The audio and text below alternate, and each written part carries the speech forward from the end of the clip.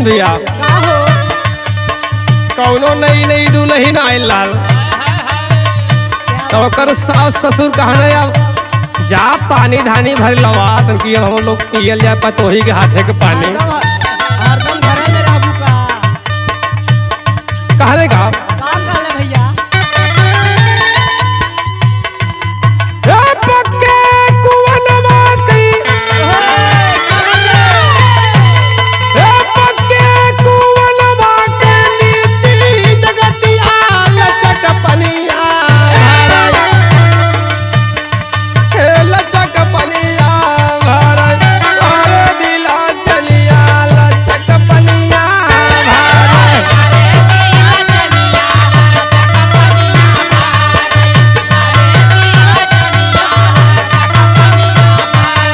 लचक पनिया भारत लचक पनिया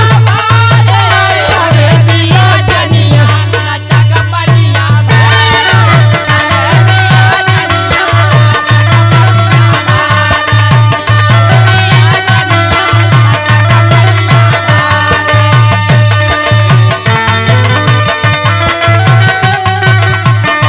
क्या बात है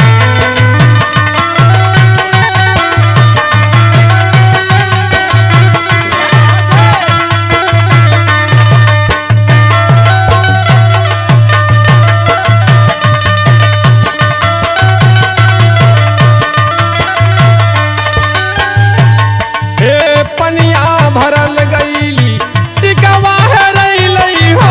पनिया भरल गईली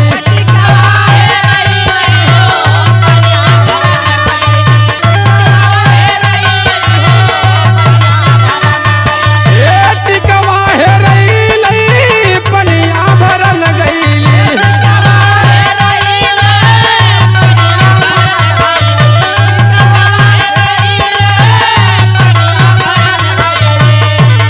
हे पनिया भरल गईली हे पनिया भरल गईली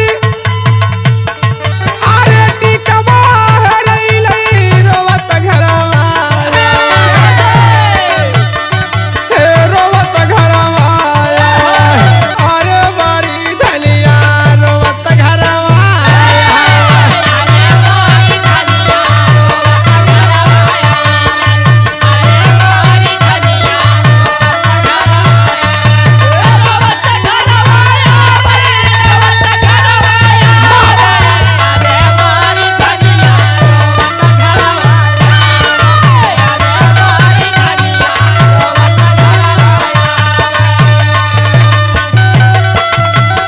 क्या बात है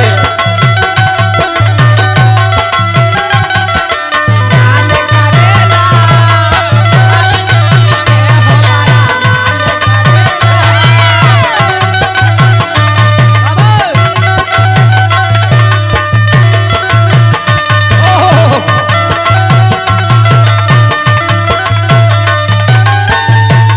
हे पनिया भरल गईली नथुनी हरैली हो नथुनी हरैली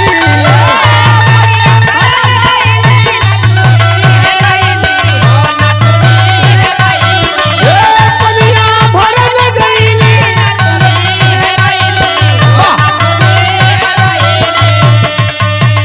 कहले जब जब हम पानी भरे जात हई का हो गई तब तब हमार कुछ न कुछ हेराई जात बा सही कहला ए पनिया भरल गईली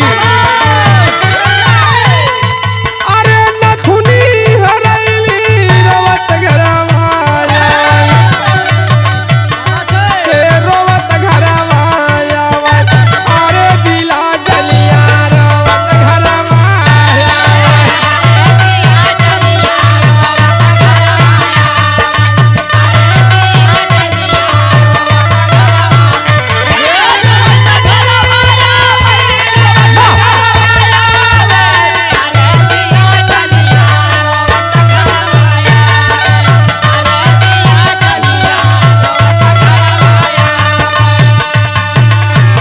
लेकिन रास्तवा में के भेटाई गेल